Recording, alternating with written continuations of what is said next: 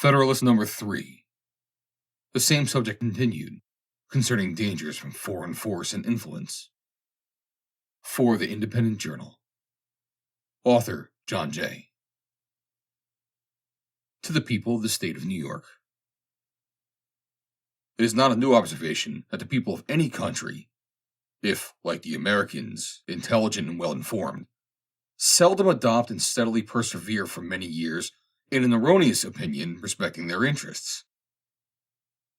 That consideration naturally tends to create great respect for the high opinion which the people of America have so long and uniformly entertained of the importance of their continuing firmly united under one federal government, vested with sufficient powers for all general and national purposes. The more attentively I consider and investigate the reasons which appear to have given birth to this opinion, the more I become convinced that they are cogent and conclusive. Among the many objects to which a wise and free people find it necessary to direct their attention, that of providing for their safety seems to be the first. The safety of the people doubtless has relation to a great variety of circumstances and considerations, and consequently affords great latitude to those who wish to define it precisely and comprehensively. At present, I mean only to consider it as it respects security for the preservation of peace and tranquility, as well as against dangers from foreign arms and influence, as from dangers of the like kind arising from domestic causes. As the former of these comes first in order, it is proper it should be the first discussed. Let us therefore proceed to examine whether the people are not right in their opinion that a cordial union, under an efficient national government, affords them the best security that can be devised against hostilities from abroad. The number of wars which have happened or will happen in the world will always be found to be in proportion to the number and weight of the causes, whether real or pretended, which provoke or invite them. If this remark be just, it becomes useful to acquire whether so many just causes of war are likely to be given by United America, as by disunited America. For if it should turn out that United America will probably give the fewest, then it will follow in this respect the Union tends most to preserve the people in a state of peace with other nations. The just causes of war, for the most part, arise either from violation of treaties or from direct violence. America has already formed treaties with no less than 6 foreign nations, and all of them, except Prussia, are maritime, and therefore able to annoy and injure us. She also has extensive commerce with Portugal, Spain, and Britain, and, with respect to the latter two, has, in addition, the circumstance of neighborhood to attend to. It is of high importance to the peace of America that she observe the laws of nations towards all these powers. And to me, it appears evident that this will be more perfectly and punctually done by one national government than it could be either by 13 separate states or by 3 or 4 distinct confederacies. Because when once an efficient national government is established, the best men in the country will not only consent to serve, but also will generally be appointed to manage it. For, although town or country or other contracted influence may place men in state assemblies, or senates, or courts of justice, or executive departments, yet more general and extensive reputation for talents and other qualifications will be necessary to recommend men to offices under the national government, especially as it will have the widest field for choice, and never experience that want of proper persons which is not uncommon in some of the states. Hence it will result that the administration, the political councils, and the judicial decisions of the national government will be more wise, systematical, and judicious than those of individual states, and consequently more satisfactory with respect to other nations, as well as more safe with respect to us. Because, under the national government, treaties and articles of treaties, as well as the laws of nations, will always be expounded in one sense and executed in the same manner. Whereas adjudications on the same points and questions in 13 states, or in 3 or 4 confederacies, will not always accord to be consistent, and that, as well from the variety of independent courts and judges appointed by different and independent governments, as from the different local laws and interests which may affect and influence them.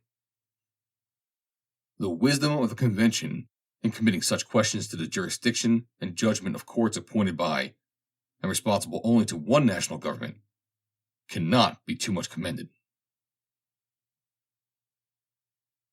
Because the prospect of present loss or advantage may often tempt the governing party in one or two states to swerve from good faith and justice, but those temptations, not reaching the other states and consequently having little or no influence on the national government, the temptation will be fruitless, and good faith and justice be preserved. The case of the Treaty of Peace with Britain adds great weight to this reasoning. Because, even if the governing party in a state should be disposed to resist such temptations, yet as such temptations may, and commonly do, result from circumstances peculiar to the state and may affect a great number of the inhabitants, the governing party may not always be able, if willing, to prevent the injustice meditated, or to punish the aggressors. But the national government, not being affected by those local circumstances, will neither be induced to commit the wrong themselves, nor want power or inclination to prevent or punish its commission by others. So far, therefore, as either designed or accidental violations of treaties and the laws of nations afford just causes of war, they are less to be apprehended under one general government than under several lesser ones, and in that respect the former most favors the safety of the people. As to those just causes of war which proceed from direct and unlawful violence, it appears equally clear to me that one good national government affords vastly more security against dangers of that sort than can be derived from any other quarter. Because such violences are more frequently caused by the passions and interests of a part than of the whole, of one or two states than of the Union. Not a single Indian war has yet been occasioned by aggressions of the present federal government, feeble as it is. But there are several instances of Indian hostilities having been provoked by the improper conduct of individual states, who, either unable or unwilling to restrain or punish offenses, have given occasion to the slaughter of many innocent inhabitants. The neighborhood of Spanish and British territories, bordering on some states and not on others, naturally confines the cause of quarrel more immediately to the borderers. The bordering states, if any, will be those who, under the impulse of sudden irritation and a quick sense of apparent interest or injury, will be most likely, by direct violence, to excite war with these nations. And nothing can so effectually obviate that danger as a national government, whose wisdom and prudence will not be diminished by the passions that actuate the parties immediately interested. But not only fewer just causes of war will be given the national government, but it will also be more in their power to accommodate and settle them amicably. They will be more temperate and cool, and in that respect, as well as in others, will be more in capacity to act advisedly than the offending state. The pride of states, as well as of men, naturally disposes them to justify all their actions, and opposes their acknowledging, correcting, or repairing their errors and offenses. The national government, in such cases, will not be affected by this pride, but will proceed with moderation and candor to consider and decide of the means most proper to extricate them from the difficulties which threaten them.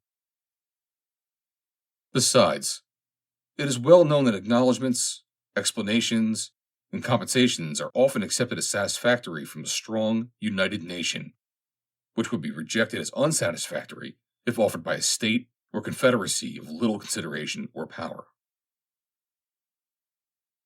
In the year 1685, the state of Genoa, having offended Louis XIV, endeavored to appease him. He demanded that they should send their doge, or chief magistrate, accompanied by 4 of their senators, to France, to ask his pardon and receive his terms. They were obliged to submit it for the sake of peace. Would he on any occasion either have demanded or have received the like humiliation from Spain or Britain? or any other powerful nation? Publius. Read by Joe DeNoia, Chesterfield, New Jersey, June 24th, 2022.